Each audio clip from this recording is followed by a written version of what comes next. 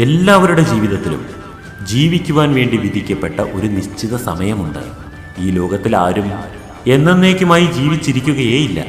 നിങ്ങൾക്ക് നിങ്ങളുടെ ജീവിതത്തിൽ ദാനമായി കിട്ടുന്ന ഈ സമയത്തെ നിങ്ങളുടെ വികാസത്തിനു വേണ്ടിയും നിങ്ങളുടെ പരിണാമത്തിനു വേണ്ടിയും നിങ്ങളുടെ സംതൃപ്തിക്ക് വേണ്ടിയും ഉപയോഗിക്കാവുന്നതാണ്.